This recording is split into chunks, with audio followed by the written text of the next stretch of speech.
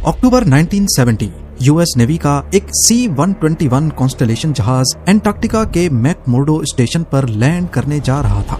मौसम इंतहाई खराब था और पायलट को सामने कुछ नजर नहीं आ रहा था, पर फिर भी वो बहुत कॉन्फिडेंट था क्योंकि कॉकपिट में लगा कंपास उसे एटीसी की बताई हुई सही डायरेक्शन दिखा रहा था।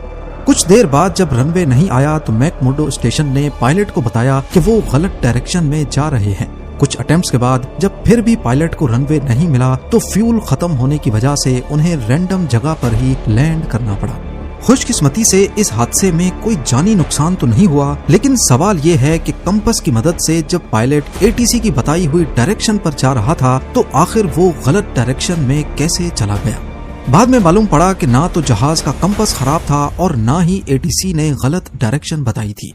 असल वजह वो तीसरी ताकत थी जिस पर किसी का जोर नहीं चल पाता। एविएशन एक्सपर्ट्स ने इस तीसरी ताकत से लड़ने के बजाय इसके साथ रहना सीख लिया है और इसका सबसे बड़ा राज छुपा है रनवे पर लिखे नंबर्स में। नाज़रीन, सैटेलाइट इमेज में देखें तो दुबई इंटरनेशनल एयरपोर्ट का ये रनवे नंबर 30L है, पर आखिर इस 30 का मतलब क्या है? सिर्फ दुबई ही नहीं, दुनिया के किसी भी एयरपोर्ट को आप देखेंगे तो सबका नंबर 1 से 36 के दरमियान ही होगा। रनवे नंबर्स सिर्फ एक नंबर नहीं होता, बल्कि इसके पीछे एक ऐसी इंटरेस्टिंग लॉजिक छुपी होती है जो पायलट को बहुत कुछ बताती है। जब भी कोई प्लेन टेक ऑफ या लैंड करता है तो पायलट का सबसे अहम मिशन होता है कि ये काम इंतहाई स्मूथली किया जाए। एक तो ये पैसेंजर्स की सेफ्टी के लिए भी अच्छा है और एयरलाइन के लिए भी। इस स्मूथ लैंडिंग के लिए पायलट हमेशा हवा की ऑपोजिट डायरेक्शन में प्लेन को लैंड या टेक ऑफ करवाता है। इस ऑपोजिट डायरेक्शन में पड़ने वाली विंड को हम हेड विंड कहते हैं।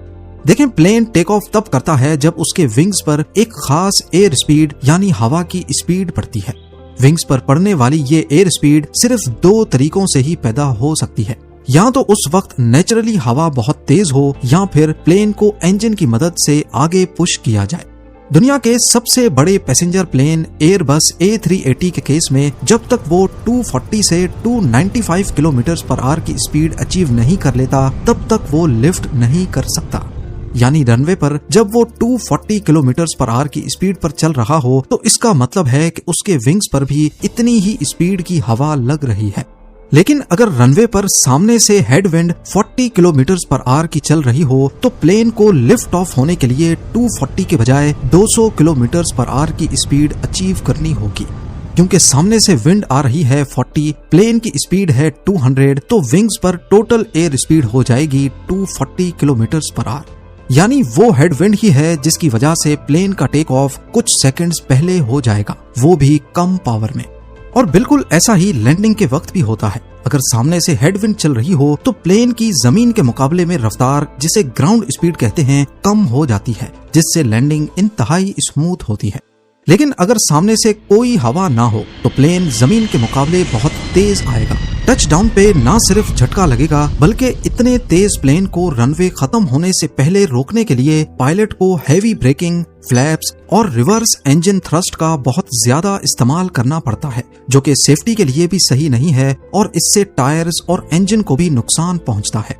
अब क्योंकि लैंडिंग और टेक ऑफ के लिए सामने से आने वाली विंड बहुत इंपॉर्टेंट होती है, तभी एयरपोर्ट्स पर भी रनवेज को ऐसे डिजाइन किया जाता है कि वो हवा की डायरेक्शन में हो। दुनिया के अक्सर एरियाज में साल भर हवा सिर्फ 2 डायरेक्शंस में चलती है, एक डायरेक्शन गर्मियों की और दूसरी सर्दियों की। जैसे दुबई में सिर्फ नॉर्थ वेस्ट और साउथ ईस्ट से हवा चलती है, तो वहाँ रनवेज भी उसी डायरेक्शन में है।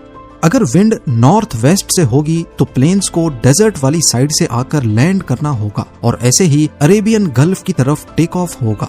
अगर विंड डायरेक्शन साउथ ईस्ट से है तो अरेबियन गल्फ की तरफ से लैंडिंग होगी और टेक ऑफ डेजर्ट वाली साइड पर होगा। अब हम दुबई इंटरनेशनल एयरपोर्ट की ही एग्जाम्पल को आगे लेके बढ़ते हैं। इस एयरपोर्ट के राइट साइड के ऊपर अगर हम कंपास रख कर देखें तो 0 डिग्रीज पर नॉर्थ है, 90 डिग्रीज पर east, 180 degrees south, 270 degrees west और दोबारा 360 डिग्री पर नॉर्थ है। आप नोटिस करेंगे कि अगर हम 0 से शुरू होकर ऑल द वे गोल घूमकर 300 डिग्रीज पे आएंगे तो ये लाइन रनवे के बिल्कुल अलाइंड है। तो अगर कोई प्लेन डेजर्ट वाली साइड से आ रहा है और एक खास वे पॉइंट पर आकर वो अपनी डायरेक्शन 300 डिग्रीज पर कर लेता है तो वो सीधा रनवे पर पहुंच जाएगा। एविएशन की जबान में 300 को 30 पढ़ते हैं। L का मतलब है लेफ्ट और R का मतलब है राइट, क्योंकि दुबई इंटरनेशनल पर 2 रनवेज हैं। लेकिन अगर विंड डायरेक्शन डेजर्ट से चल रही हो तो प्लेन्स को अरेबियन गल्फ वाली साइड से आकर लैंड करना होगा। पर इस साइड पर देखेंगे तो यहाँ पर 30 नहीं बल्कि 12L और 12R लिखा है। ऐसा इस वजह से है क्योंकि अरेबियन गल्फ की साइड से रनवे 120 डिग्रीज पर अलाइंड है। तो असल में रनवे 2 ही हैं, लेकिन डेजर्ट से आएंगे तो इसका नाम 30 है, जबकि गल्फ की साइड से इसका नाम 12 हो जाता है। चाहे दुनिया का कोई भी रनवे हो, बड़े नंबर में से अगर हम छोटा नंबर माइनस करेंगे तो हमारे पास हमेशा 18 आएगा, यानी 180 डिग्रीज। क्योंकि रनवे बिल्कुल सीधा होता है और सीधी लाइन कंपास में हमेशा 180 डिग्रीज की होती है। अब यहाँ पर 2 पैरेलल रनवेज हैं, यानी यहाँ विंड की डायरेक्शन सिर्फ 2 ही होंगी, या तो विंड गल्फ की तरफ से आएगी या फिर डेजर्ट की तरफ से। पर अगर कोई ऐसी जगह जहाँ विंड चारों डायरेक्शन में चल सकती है, वहाँ पर प्लेन्स कैसे लैंड करते हैं? इसके लिए हम चलते हैं मुंबई इंटरनेशनल एयरपोर्ट, जहाँ पर आप 2 इंटरसेक्टिंग रनवेज देख सकते हैं। यहाँ अगर विंड ईस्ट से चल रही है तो लैंडिंग और टेक ऑफ के लिए रनवे 9 इस्तेमाल होगा, जिसका मतलब है 90 डिग्रीज। और क्योंकि 9 सिंगल डिजिट में लिखना कंफ्यूजन भी पैदा कर सकता है, इसीलिए इसके पीछे 0 लगाकर पायलट्स के लिए क्लियर कर दिया गया है कि ये 9 यानी 90 ही है। इसी रनवे के दूसरे एंड का नंबर क्या होगा? हम सिंपली 18 में 9 प्लस करेंगे 27। अगर विंड वेस्ट से चल रही है तो प्लेन्स 27 यानी 270 डिग्रीज की सीध में आएंगे तो सीधा रनवे पर पहुंच जाएंगे। मुंबई की जियोग्राफिकल लोकेशन कुछ ऐसी है कि यहाँ साल भर सिर्फ 2 डायरेक्शन से हवा नहीं चलती, और इन दिनों में टेक ऑफ और लैंडिंग्स दूसरे रनवे पर होती हैं जो पहले वाले को इंटरसेक्ट कर रहा है, रनवे 32 या फिर 14। तो यहाँ तक हमें क्लियर है कि रनवे नंबर्स कोई रैंडम नंबर नहीं, बल्कि ये कंपास का एंगल और विंड की डायरेक्शन के बारे में बताता है। सिंप्लीफाई किया जाए तो अगर विंड नॉर्थ वेस्ट से आ रही है तो मुंबई एटीसी प्लेन को लैंडिंग के लिए रनवे 32 असाइन करेगा। अब पहले वो प्लेन एक खास वे पॉइंट पर जाएगा जो कि इसी रनवे की सीध में रनसाई रिजर्वायर के ऊपर कोई इमेजिनरी पॉइंट होगा, और फिर वहां से पायलट जहाज को 32 यानी 320 डिग्रीज में टर्न करेगा, जिससे वो सीधा रनवे 32 तक पहुंच सकता है। यहाँ आपको लग रहा होगा कि रनवे नंबर कंपास लोकेशन का एंगल होता है, और जाहिर है ये एंगल कभी चेंज नहीं हो सकता, तो रनवे नंबर्स भी चेंज नहीं होंगे। पर ऐसा नहीं है। आइए चलते हैं नॉर्वे के क्रिस्टियन सैंड एयरपोर्ट पर। जुलाई 2025 की सैटेलाइट इमेज में देखा जाए तो यहाँ रनवे का नंबर 21 है और दूसरी तरफ 3, यानी जो नॉर्थ से आएगा उसको रनवे 210 डिग्रीज पे मिलेगा और स्कैगरेक स्ट्रेट की तरफ से आने पर 30 डिग्रीज पर। लेकिन 10 साल पीछे जाएंगे तो यही रनवे था, लेकिन इसका नंबर फर्क, एक तरफ 22 और दूसरी तरफ 04, यानी स्कैगरेक स्ट्रेट की तरफ से आने पर जो रनवे अभी 30 डिग्रीज पर पड़ता है, पहले वो 40 डिग्रीज पे था। ऐसा क्यों है? क्या एयरपोर्ट मैनेजमेंट से कोई गलती हो गई, कंपास खराब था या कुछ और? आइए समझते हैं हमारी दुनिया की वो ताकत जिस पर किसी का बस नहीं चलता, मैग्नेटिक ड्रिफ्ट। हमारी जमीन सिर्फ मिट्टी और पत्थर का ढेर नहीं, बल्कि इसके बिल्कुल सेंटर में पिघला हुआ लोहा मौजूद है जो लगातार घूम रहा है। इस घूमते हुए लिक्विड आयरन की वजह से जमीन के चारों तरफ एक बहुत बड़ी मैग्नेटिक फील्ड पैदा हो जाती है, यानी हमारी जमीन स्पेस में एक बहुत बड़े मैग्नेट की तरह काम करती है। और किसी भी मैग्नेट की तरह जमीन के इस मैग्नेट का भी एक नॉर्थ पोल है और एक साउथ पोल। कंपास के अंदर जो पतली सी सुई होती है वो कोई आम लोहा नहीं होती, बल्कि वो खुद एक छोटा सा मैग्नेट होती है जो एक बारीक पिन पर बैलेंस्ड की जाती है। फिजिक्स का एक बेसिक लॉ है कि मैग्नेट्स के ऑपोजिट पोल्स एक दूसरे को खींचते हैं। अब क्योंकि कंपास की ये सुई मैग्नेट का नॉर्थ पोल है, तो वो हमेशा अर्थ की मैग्नेटिक फील्ड के साउथ पोल की तरफ घूम जाती है।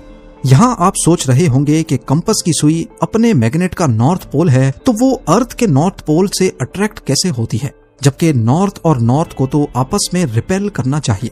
ये है हमारे अर्थ का सबसे बड़ा फन फैक्ट जो बहुत सारे लोगों को मालूम नहीं है। असल में हमारे अर्थ का जो नॉर्थ पोल आर्कटिक के पास मौजूद है, वो हमारे अर्थ के मैग्नेट का साउथ पोल है, और अर्थ का साउथ पोल जो असल में एंटार्क्टिका है, वो अर्थ के मैग्नेट का नॉर्थ पोल है।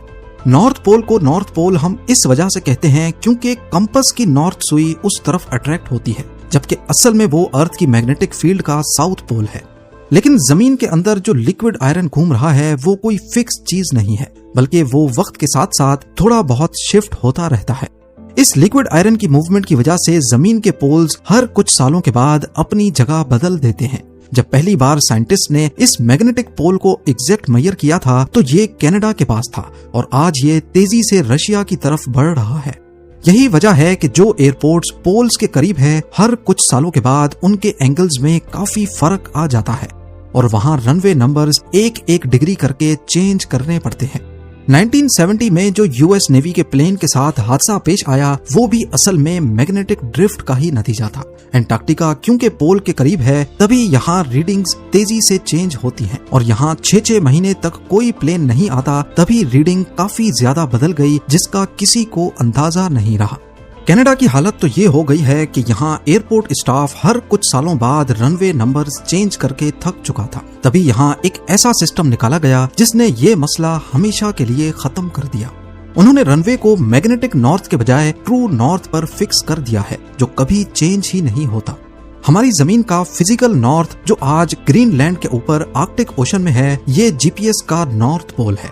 कनाडा ने अपने ज्यादातर रनवेज को मैग्नेटिक नॉर्थ पोल से हटाकर जीपीएस के नॉर्थ पोल के हिसाब से फिक्स कर दिया है। फायदा तो इसका आपके सामने है, लेकिन इसका नुकसान ये है कि पायलट्स को लैंडिंग के वक्त कॉकपिट का कंपास छोड़कर जीपीएस के जरिए लैंडिंग करनी होती है, यानी लैंडिंग का सारा दारोमदार जीपीएस सैटेलाइट्स पर होता है। रनवे नंबर्स के अलावा यहाँ पर बनी अजीबो गरीब व्हाइट मार्किंग्स भी पायलट को बहुत कुछ बताती हैं। जैसे रनवे के स्टार्टिंग पर आपको ऐसी लंबी लंबी पट्टियां नजर आती हैं जो देखने में किसी पियानो कीज जैसी लगती हैं। एविएशन की जबान में इन्हें थ्रेशोल्ड मार्किंग्स कहा जाता है। ये पट्टियां पायलट को हवाई जहाज की खिड़की से दूर से ही बता देती हैं कि रनवे कितना चौड़ा है। अगर वहाँ 4 पट्टियां हैं तो रनवे 60 फीट चौड़ा होगा, अगर 8 पट्टियां हैं तो 100 फीट, और अगर दुनिया के सबसे बड़े रनवेज की तरह वहाँ 16 पट्टियां हैं तो इसका मतलब है कि रनवे पूरे 200 फीट चौड़ा है। दुबई इंटरनेशनल पर इन 16 पट्टियों के बाद 6-6 पट्टियों के 2 सेट्स बने हैं। इन्हें डिस्टेंस कैलकुलेटर कहा जाता है। पहली 6 पट्टियां बताती हैं कि 500 फीट रनवे गुजर चुका है और दूसरी 6 पट्टियां बताती हैं कि 1000 फीट का फासला गुजर चुका है। फिर बारी आती है इन 2 बड़े ब्लॉक्स की जिसको एमिंग पॉइंट कहते हैं। पायलट हवा में 300 किलोमीटर की रफ्तार से आते हुए अपने जहाज के निशाने को बिल्कुल इन्हीं 2 ब्लॉक्स पर लॉक करता है, क्योंकि यही वो सबसे मजबूत जगह होती है जहां जहाज को सबसे पहले जमीन को छूना होता है। उसके बाद 4 पट्टियां और फिर 2 ये भी बताती हैं कि रनवे कितना गुजर चुका है। अगर आखिरी 2 पट्टियों तक भी प्लेन लैंड नहीं हो पाता तो इसका मतलब है कि अब बहुत देर हो चुकी है। अब अगर टचडाउन हो भी गया तो आगे रुकने के लिए इतना रनवे बचा नहीं है। इस सूरत में पायलट्स इंजन को थ्रस्ट देकर दोबारा ऊपर चले जाते हैं, जिसे एविएशन की जबान में गो अराउंड कहते हैं। इसी तरह रात के वक्त के लिए रनवे के पहले 3000 फीट पर लाइट्स लगी होती हैं, जिससे पायलट को पता चलता है कि वो सही लैंडिंग जोन में है या नहीं। जो लाइट्स अप्रोचिंग साइड पर ग्रीन होती हैं, जिनका मतलब है कि ये सही टचडाउन एरिया है, वही लाइट्स दूसरे साइड से देखने पर रेड होती हैं, जिसका मतलब है कि रनवे खत्म हो रहा है।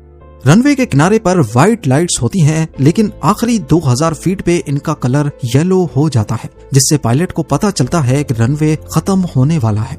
आखिरी 3000 फीट पे सेंटर लाइन पर रेड और व्हाइट ऑल्टरनेटिंग लाइट्स जलती हैं, यानी एक व्हाइट और दूसरी रेड। लेकिन आखिरी 1000 फीट पे ये सारी सॉलिड रेड हो जाती हैं।